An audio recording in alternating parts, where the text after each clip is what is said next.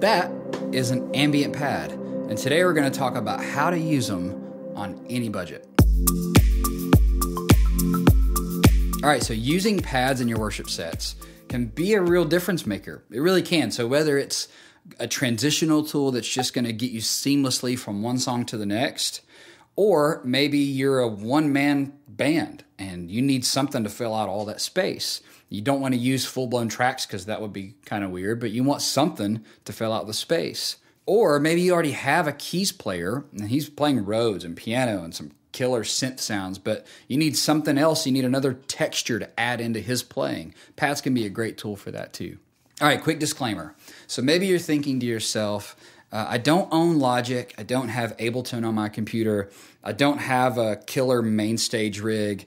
I don't use a click track. My church is still using wedge monitors. I'm not even using in-ears yet. And if you're thinking those things, I want to stop you because while those tools can be really helpful when trying to pull off some amazing, glorious pad sounding goodness, they're not necessary. Today is going to be a really simple approach to using pads in your worship services. And there's really one reason behind that. And that reason is I've been in your shoes. I've been the guy that had little time and no budget. And you're thinking, budget? It's like $15 to buy a pad pack. I've been the guy that didn't have $15 in my budget to buy pads. So today, I want to be a resource for you, and I hope that the things we're going to talk about in today's video will help you moving forward. All right, so in order to use pads in your worship services, you're going to need two things primarily. One, you're going to need the pad sounds themselves, and we're going to talk about options there. And two, you're going to need a device that can play those pads and then a way to get that audio from that device to your mixing board. And we're going to hit on that too. All right, so we said that the first thing you're going to need are the pad sounds themselves. And today I want to give you three options on how to get pad sounds. All right, so option one, you could buy them. And maybe that sounds really obvious, but a lot of folks don't know that they don't cost a lot of money. And what you do is you go and you buy a pack and you get one pad sound, but in every key. And they can range in price, but they're generally pretty affordable. All right, so you could buy them from a lot of different places, but I'll give you a few recommendations. One is worshiptutorials.com, and Brian has some really good sounding pads at really reasonable prices, and he's got a lot of other really killer resources too, so check those out. You could also get them from loopcommunity.com. Most of you guys probably have at least heard of Loop Community. They're a great resource if you want to start using full-blown tracks and click tracks and the whole nine in your worship services. But what you may not know is that they just released recently a bundle of pads that's specifically for their Prime app, which you can use on iOS devices. And so if you're already using Prime, or even if you're not already using Prime, that's a great way to get started because the app itself is free. So you could go pick up this pad pack from Loop Community and start using pads in your services that way too. And another one that I recently ran across is coresoundpads.com. And these guys have some really, really killer articulate texture, amazing pads that are definitely worth checking out. All right, so we said the option one was that you could buy the pad sounds. Option two is you could make your own pad sounds. Maybe you do have Logic or GarageBand or Audacity and you've downloaded some killer software instruments. Well, you can make pad sounds if you can play one chord. You don't even have to have a MIDI controller. Oftentimes, these workstations will give you musical typing options where you can bring up your keyboard and play a chord on your keyboard. So if you can use a keyboard, the one that's built into your laptop, and play one chord, you can make pad sounds. Or maybe you already have a piece of hardware that has pad sounds in it that you really like. I'm talking about like a Yamaha Motif keyboard or a Teenage Engineering OP1 or some other synth that has killer built-in pad sounds. You want to use those. Well, if that's where you're at, then just record those pad sounds on your computer or on a field recorder. You don't have to have an audio interface. You could plug them right in to the microphone input on your computer. Record them, export them into your music library, and then use the techniques we're going to talk about later in this video to use pads in your services.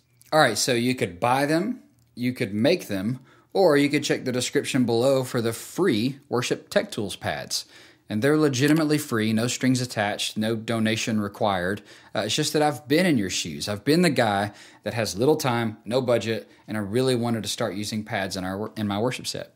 All right, so once you have your pad sounds, you're going to need a way to play those pad sounds in your worship service. And not just play them, but play them back in a way that's predictable, that you can count on. And don't underestimate that piece of this. But honestly, I could talk the rest of the video about options and ways you could play pads, but instead I'm going to give you 5 options to do that. And these options will include using gear that you already have, or if you want to buy a piece of dedicated equipment to play pads back, I'll give you some options for that too. All right, so option 1, your smartphone or MP3 player. Most of you probably have one or both of those things already, and you don't need a dedicated app.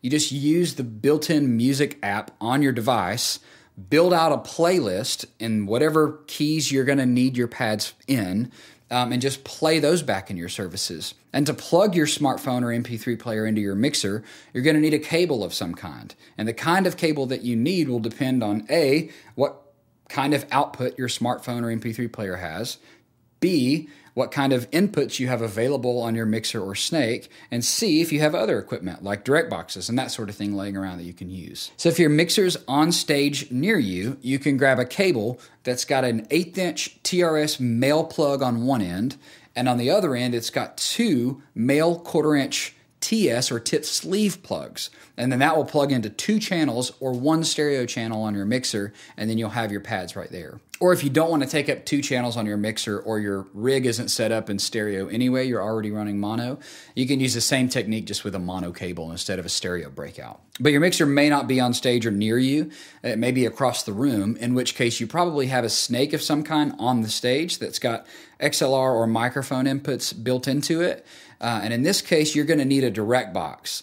And using the direct box, all you'll do is you'll take that cable out of your device, plug into the direct box, which will transform the signal or transform the impedance out of the output of the direct box and plug into your snake. One thing I wanted to mention is that if you're using a device like a tablet or a phone or a computer or anything that's capable of connecting to Wi-Fi, you want to keep in mind that any notification you get during the service that produces a sound, that sound's going to come through your PA system if it's active. So you want to make sure you put it in airplane mode or turn off Wi-Fi or whatever you need to do to make sure that your sounds aren't going to be heard during the service, because all you want to be heard are those pad sounds. All right, the second option is using a dedicated app on your phone or tablet. Oftentimes, using a dedicated app can give you more versatility because the kinds of apps that are capable of playing back pads are also capable of other things, like displaying chord charts or displaying lyrics. All right, so there's a ton of apps out there that are capable of this kind of thing. One of the ones that I like to use that I feel like gets looked over a lot is OnSong. OnSong can be your entire chord chart and lyric library. It can display those chord charts and lyrics while playing back your pads. It can scroll automatically for you through your chord chart as you play the song. It can be foot controlled. It can even transpose your songs for you if you need to change the key last minute. Let me know in the comments below if you guys would like to see a dedicated video talking about OnSong and how to use it in a worship setup. So before you go app shopping, I would encourage you to think about what's most important to you. Is it most important to you that the app can be controlled with your feet through a pedal of some kind? Is it most important that the app is really versatile and can do the kinds of things that OnSong can do, like chords and lyrics and all that stuff too? Is it necessary that it's free, or are you willing to spend a little bit of money on the app? Either way, I would encourage you to think through those things before you go looking for the app. And so if you end up using a dedicated app on your tablet or phone, the approach that you take to get the audio from that device to your mixer is just like what we talked about for the last section. So option 3, and this may seem like an obvious one, but your computer. You probably already have a computer, and you can just load up your pad sounds in your music library in the keys and order that you want them, and then play them back in your services right there from your computer. And the technique for using your computer to play back sounds to get the audio from your computer to your mixer is just like what we talked about for the last 2 options.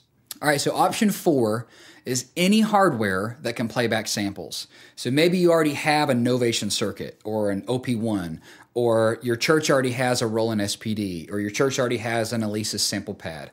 And if they already have those things, you can load your pads onto that hardware and then play them back from that hardware. And depending on what hardware you already have, you could load those pads onto a button where you hit the button and the pad plays back itself, or you could physically play the pads if it's a keyboard-driven thing. But maybe you don't already have a piece of hardware that can play back samples, but you really like this option.